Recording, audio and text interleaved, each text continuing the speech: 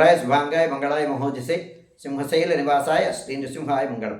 శ్రీ శ్రీ శ్రీ వరాహలక్ష్మీ నృసింహస్వామి వారి సన్నిధానంలో శ్రీ విశ్వావసనామ సంవత్సరం దక్షిణాయనం హేమంత ఋతువు పుష్యమాసం పుష్యశుద్ధ పంచమి గురువారం శతభిషం నక్షత్రం డిసెంబర్ 25వ తారీఖు.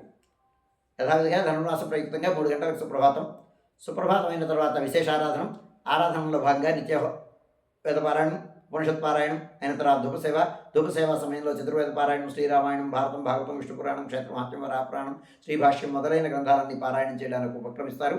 అనంతరం బాలభోగ నివేదనంతో సమాంతరంగా ధనుర్మాస ప్రయుక్తమైనటువంటి సేవాకాలం, విశేష సేవాకాలం, తిరుపావే సేవాకాలం, దీనితో సమాంతరంగా నిత్యహోమం, బలిహరణం అయిన తర్వాత మంగళాశాస్త్రం, జాతమరగోష్ఠి, తీర్థ వినియోగం అయిన తర్వాత చుట్టు సన్నిధులు, తాయల సన్నిధి, లక్ష్మీనారాయణ స్వామి సన్నిధిలో మంగళాశాస్త్రం అయిన తర్వాత అమ్మవారి సేవ, ఆండాళమ్మవారి బేడా సేవ, అమ్మవారి సేవ ఆండాళ సన్నిధికి వేయించేసిన తర్వాత ఆండాళ సన్నిధిలో విశేష ఆరాధనం, నివేదనం, సేవాకాలం, మంగళాశాస్త్రం, చేతమరగోష్ఠి, తీర్థ వినియోగం అయిన తర్వాత ఆనాటి పాసుర వ్యాఖ్యాన విన్నపం అయిన తర్వాత అమ్మవారి ప్రధానాలయంలోకి వేయించేస్తారు.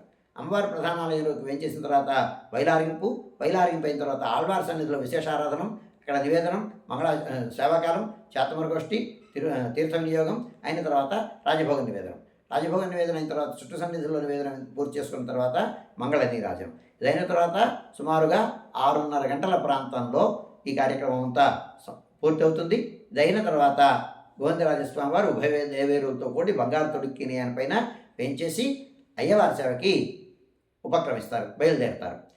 తాయారు సన్నిధికి వేయించేసిన తర్వాత తాయార్లకి మాలా సమర్పణం, మర్యాద సమర్పణం, మంగళ నీరాజనం, దీనితో సమాంతరంగా ఆళ్వారాచార్యుల్ని ఆస్థాన మండపంలో వేంచేపు చేయడం జరుగుతుంది. అయ్యవారి సేవ వేద ఘోషతో, స్తోత్రపారాయణంతో, మంగళవాద్యాల నడుమ జరుగుతుంది. ఈ కార్యక్రమం అయిన తర్వాత అయ్యవారి సేవ తిరువిధి ఆండాళ సన్నిధి దగ్గరికి వేయించేసిన తర్వాత ఆండాళమ్మ వారికి మర్యాద సమర్పణం, మంగళ నీరాజనం. అదైన తర్వాత స్వామివారి ఆస్థాన మండపంలోకి వేయించేసిన తర్వాత కుంభారతి, ఆళ్వారికి శ్రీశటాల సమర్పణం అయిన తర్వాత ఆ స్వామివారిని సింహాసనాధిష్ఠితులు చేస్తారు ఆస్థాన మండపంలో. అయిన తర్వాత అక్కడ విశేష ఆరాధన అయిన తర్వాత అధ్యాపక స్వామికి శ్రీశటాల సమర్పణం జరుగుతుంది. వారు దివ్య ప్రబంధ సేవాకాలాన్ని ఆరంభిస్తారు. ఈ కార్యక్రమం అంతా సుమారు 9-9:30 గంటల వరకు కొనసాగుతుంది.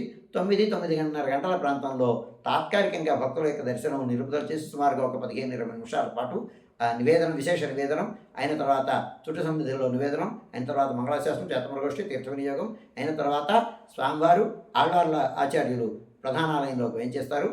స్వామివారు ఉత్సవమూర్తులు గోవిందరాజ స్వామివారు ఉభయ దేవేరులతో కూడి వయ్యారి నడకలతో ప్రధానాలయంలోకి వేయించేస్తారు. దీనితో అధ్యయనోత్సవం కార్యక్రమం సుసంపన్నమవుతుంది. ఈ అయిన తర్వాత సుమారు 9:30 గంటల నుంచి మధ్యాహ్నం 2:30 గంటల వరకు సర్వదర్శనం కొనసాగుతుంది. మధ్యాహ్నం 2:30 గంటల నుంచి 3 గంటల వరకు మధ్యాహ్నం విరామం. ఈ సమయంలో భక్తుల యొక్క దర్శనము నిలుపుదల చేయడం జరుగుతుంది. మధ్యాహ్నం 3 గంటల నుంచి రాత్రి 7 గంటల వరకు సర్వదర్శనం కొనసాగుతుంది. సాయంకాలం 5 గంటల నుంచి 5:30 గంటల ప్రాంతంలో ప్రధానాలయంలో సహస్రనామార్చన జరుగుతుంది. ఆస్తికులైనటువంటి భక్తులు దానికి తగిన రుసుము చెల్లించి సంప్రదాయ వస్త్రధారణతో పరిమిత సంఖ్యలో భాగస్వాములు కావచ్చు. రాత్రి 7 గంటల నుంచి 8:30 గంటల వరకు రాత్రి ఆరాధనలో భాగస్వాములు కాగోరు వారు దానికి తగిన రుసుము చెల్లించి సంప్రదాయ వస్త్రధారణతో పరిమిత సంఖ్యలో భాగస్వాములు కావచ్చు. రాత్రి 8:30 గంటల నుంచి 9 గంటల వరకు సర్వదర్శనం కొనసాగుతుంది. 9 గంటలకు ఏకాంత సేవ కవాట బంధనంతో ఈనాటి కార్యక్రమం సుసంపన్నమవుతుంది.